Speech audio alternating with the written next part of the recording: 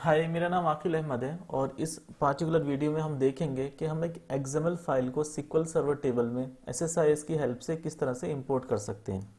जो आज का हमारा एजेंडा है वो ये है कि हम एक एक्सएमएल फाइल को किस तरह से एक SQL सर्वर टेबल में इंपोर्ट करें।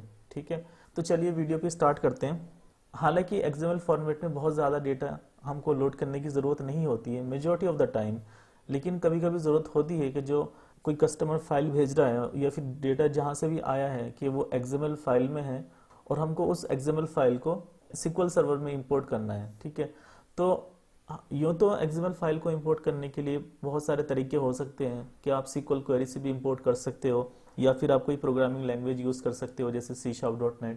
लेकिन SSIS चूँकि डेटा माइग्रेशन के लिए इस्तेमाल होता है और हमको बहुत ज़्यादा फ्लेक्सिबिलिटी मिलती है कि जब हम डेटा को रीड कर रहे हैं तो हम बीच में डेटा को चेंज भी कर सकते हैं। ठीक है, हम नए कॉलम ऐड कर सकते हैं या फिर जो डेटा है उसको क्लींजिंग कर सकते हैं, लाइक अगर कोई स्पेशल कैरेक्टर है वो हटा सकते हैं, कुछ और भी कर सकते हैं। तो हम SSIS यूज़ कर सकते हैं एक्सएमएल फाइल को इंपोर्ट करने के लिए। SSIS में हमारे पास एक एक्सएमएल सोर्स है जो कि डेटा फ्लो टास्क के अंदर है और उस एक्सएमएल सोर्स की मदद से आप किसी भी एक्सएमएल फाइल को बहुत ही आसानी से एक SQL सर्वर टेबल में इंपोर्ट कर सकते हो। एक्सएमएल सोर्स से आप एक्सएमएल फाइल को रीड कर सकते हो, उसके बाद में आप उस डेटा के साथ जो मर्जी करना कर सकते हो। लाइक अगर आप उसको CSV में एक्सपोर्ट करना चाहते हो आप CSV में कर सकते हो, आप उसको एक्सेल फाइल में एक्सपोर्ट करना चाहते हो वो भी कर सकते हो, और अगर आपको सीधा उसको SQL सर्वर में डंप करना है तो उसको भी आप OLEDB डेस्टिनेशन यूज़ करके एक SQL सर्वर टेबल में इंपोर्ट कर सकते हो। तो चलिए हम देखते हैं कि हम कैसे इस एक्सएमएल फाइल को इंपोर्ट करें। लेकिन इंपोर्ट करने से पहले मैं आपको एक बार दिखा देता हूँ कि ये फाइल किस तरह की है। तो ये मेरी एक एक्सएमएल फाइल है और इसके अंदर ये हमारे कॉलम से ID, फर्स्ट नेम, उसके बाद है लास्ट नेम, उसके बाद है फ़ोन और उसके बाद है बस इतना ही है। ठीक है, तो ये रिकॉर्ड है ID, first name, last name और फ़ोन, ये हमारे पास 4 कॉलम है। ठीक है, तो ये फर्स्ट रिकॉर्ड था, उसके बाद यहाँ पे दूसरा रिकॉर्ड स्टार्ट हो जाता है। तो इस तरह से आई थिंक 1000 के आसपास डेटा होगा इसके अंदर, 1000 रिकॉर्ड्स हैं इस फाइल के अंदर। ठीक है, तो मैं इस फाइल को बंद कर देता हूँ यहाँ से और हम विजुअल स्टूडियो ओपन करते हैं और हम फिर देखेंगे कैसे इंपोर्ट करें। तो ये मेरा विजुअल स्टूडियो है और अभी मैंने इसमें कोई भी टास्क ऐड नहीं किया है। तो चूंकि हमको डेटा के साथ में डील करना है तो नॉर्मली हमको किसी भी फॉर्मेट से अब डेटा इंपोर्ट करना होता है या फिर एक्सपोर्ट करना होता है तो हम नॉर्मली डेटा फ्लो टास्क का इस्तेमाल करते हैं। क्योंकि डेटा फ्लो टास्क के अंदर हमारे पास बहुत सारे सोर्सेज हैं जो कि बहुत डिफरेंट सोर्सेज से डेटा रीड कर सकते हैं और बहुत सारे डेस्टिनेशन हैं जो कि बहुत डिफरेंट फॉर्मेट में डेटा को राइट कर सकते हैं। तो सबसे पहले हम डेटा फ्लो टास्क को ड्रैग एंड ड्रॉप करेंगे कंट्रोल फ्लो में और उसके बाद फिर डेटा फ्लो टास्क के अंदर जाएंगे, हम वापस से टूल बॉक्स ओपन करेंगे और अगर आप सोर्सेज में जाओगे अदर सोर्सेज में तो आप यहाँ पे एक्सएमएल सोर्स पाओगे। तो एक्सएमएल सोर्स को हम ड्रैग एंड ड्रॉप करेंगे। एक्सएमएल सोर्स हमारा यूज होता है एक्सएमएल फाइल को रीड करने के लिए। सबसे पहले हम इसको एडिट करेंगे। यहाँ पर जो है 2 ऑप्शन है, एक तो है एक्सएमएल फाइल की लोकेशन और दूसरा है XSD फाइल की लोकेशन। जो ये हमारी XSD फाइल होती है इसके अंदर इंफॉर्मेशन होती है कि एक्सएमएल फाइल के अंदर किस तरह का डेटा है, लाइक उसके अंदर कौन कौन से कॉलम है और उसका स्ट्रक्चर क्या है, वो सारी डिटेल्स होती है इसमें। ठीक है, तो हमको एक एक्सएमएल फाइल को इंपोर्ट करने के लिए XSD फाइल की भी ज़रूरत होती है, लेकिन लकीली जो एक्सएमएल सोर्स है हमारा ये खुद इतना स्मार्ट है कि ये एक्सएमएल फाइल के अकॉर्डिंग XSD जनरेट कर देता है। तो हम इसी के थ्रू XSD जनरेट कराएंगे। तो हमको सिर्फ एक एक्सएमएल फाइल चाहिए होगी और उस एक्सएमएल फाइल से हम XSD जनरेट कर सकते हैं और फिर डेटा को इंपोर्ट कर सकते हैं। तो सबसे पहले हम एक्सएमएल फाइल को ब्राउज करेंगे। जो हमारी फाइल है वो D फाइल्स लोकेशन में है customer.xml। इसको मैं ओपन कर लेता हूँ। अब यहाँ पे हम जनरेट XSD पर क्लिक करेंगे। तो जब आप क्लिक करोगे तो ये सेम नाम से .xsd फाइल बनाएगा, तो मैं सेव पर क्लिक कर दूंगा। ठीक है, इसने फाइल बना दी। अब मैं कॉलम्स में जाऊंगा तो ये कह रहा है कि जो हमारे स्ट्रिंग कॉलम्स है उनको ये nvarchar फॉर्मेट में मिलेगा, उनकी लेंथ रखेगा 255। ठीक है, dt_wstr इसका मतलब होता है nvarchar SSIS के अंदर। मैं ओके पर क्लिक करूंगा तो हमारे ये कॉलम्स है ID, first name, last name, phone number. अगर आप किसी कॉलम को रीनेम करना चाहते हो तो आउटपुट कॉलम में उसका नया नाम दे सकते हो, और अगर आप चाहते हो किसी कॉलम को ना इंपोर्ट करो तो आप अनचेक करोगे तो वो कॉलम हट जाएगा यहाँ से। ठीक है, तो अभी मैं फिलहाल सारे कॉलम ही इंपोर्ट करूँगा तो मुझको सिर्फ यहाँ पे ओके पर क्लिक करना है और ये हमारा एक्सएमएल सोर्स जो है वो कन्फिगर हो गया है।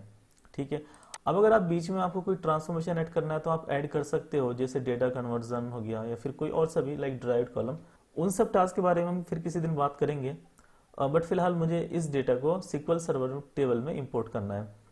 तो अगर आपको सिक्वल सर्वर टेबल में इंपोर्ट करना है तो उसके लिए हम OLEDB डेस्टिनेशन यूज़ करेंगे। यहाँ पर हम सिक्वल सर्वर डेस्टिनेशन इस वजह से यूज़ नहीं करेंगे कि अगर आपका SQL server instance same machine पर है जहाँ से आप पैकेज को एग्जीक्यूट कर रहे हो तो आप सिक्वल सर्वर डेस्टिनेशन यूज़ कर सकते हो।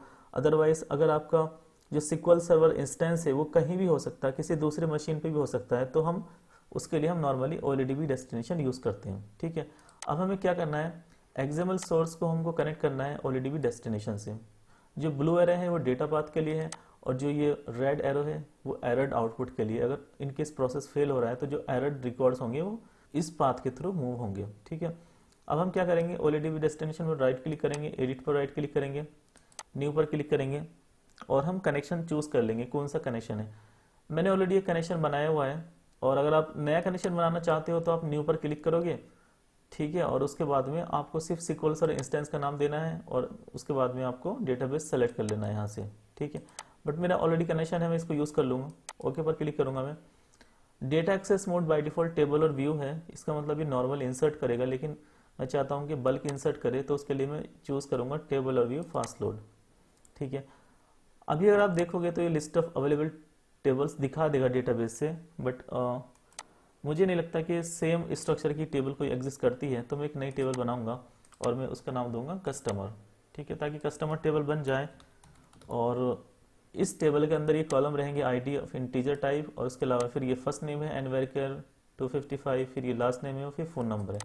फ़ोन नंबर इन्होंने न्यूमेरिक लिया है 20,0 क्योंकि वो सारे करेक्टर्स आ रहे हैं। अगर आप कुछ चाहते हो कि आप कोई और डेटा टाइप लो तो आप ले सकते हो। ठीक है, बट फिलहाल मैं इसको एज इट इज़ रहने दूंगा। ओके पर क्लिक करूंगा मैं, मैपिंग्स में जाऊंगा तो आप यहाँ देख सकते हो कि जो इनपुट कॉलम्स है वो ऑटोमेटिकली मैप हो गए हैं डेस्टिनेशन से। अगर कोई कॉलम मैप नहीं है तो आप उसको मैप कर सकते हो। यहाँ पर मैं ओके पर क्लिक करूंगा और हमारा पैकेज जो है वो रेडी हो गया है। अगर मैं अभी जाकर टेबल देखता हूँ तो टेबल तो बन गई होगी कस्टमर नाम की, लेकिन उसके अंदर कोई डेटा नहीं होगा क्योंकि अभी हमने पैकेज को कॉल नहीं किया है। क्वेरी एग्जीक्यूट की मैंने, तो आप देख सकते हो कि अभी फिलहाल हमारी टेबल जो है वो एम्प्टी है। मैं वापस से पैकेज को ओपन करूंगा और स्टार्ट बटन पर क्लिक करूंगा तो ये हमारा पैकेज एग्जीक्यूट होना शुरू हो जाएगा और ये डेटा इंपोर्ट कर देगा। तो आप देख सकते हो कि 1000 रिकॉर्ड्स जो हैं वो हमारे एक्सएमएल फाइल से रीड हुए और वो एक सिक्वल सर्वर टेबल में राइट हो गए। अब मैं वापस से SSMS में जाऊंगा और क्वेरी को रीरन करूंगा तो यहाँ आप देख सकते हो कि हमारा डेटा जो है वो सक्सेसफुली इंपोर्ट हो चुका है। तो ये बहुत बेसिक था कि हम किस तरह से एक XML फाइल को इंपोर्ट कर सकते हैं सिक्वल सर्वर टेबल में। अब कल को अगर आपको ज़रूरत हो कि कैसे आप बहुत सारी डिफरेंट XML फाइल को इंपोर्ट कर सकते हो तो उसके बारे में हम देख सकते हैं। तो देखो, अगर XML फाइल का स्ट्रक्चर सेम है अगर तो आप फॉर ईच लूप यूज़ करके बहुत आसानी से इंपोर्ट कर सकते हो। ठीक है, बाकी अगर स्ट्रक्चर फिर डिफरेंट है तो फिर उसके लिए आपको कोई और तरीका ढूंढना होगा। या तो आप C# यूज़ कर सकते हो क्योंकि C#, लेकिन मैंने देखा है कि बहुत सारे प्रोग्रामर्स C# के साथ में बहुत ज़्यादा कंफर्टेबल नहीं हो पाते। तो आई थिंक आज के लिए इतना ही है, और अगर आपको वीडियो पसंद आया हो तो आप इस वीडियो को लाइक कर सकते हो। और जो फाइल मैंने यूज़ की है अगर आप इसको डाउनलोड करना चाहते हो तो आपको उसका लिंक जो है वो वीडियो के डिस्क्रिप्शन में मिल जाएगा। वीडियो देखने के लिए आपका बहुत बहुत शुक्रिया।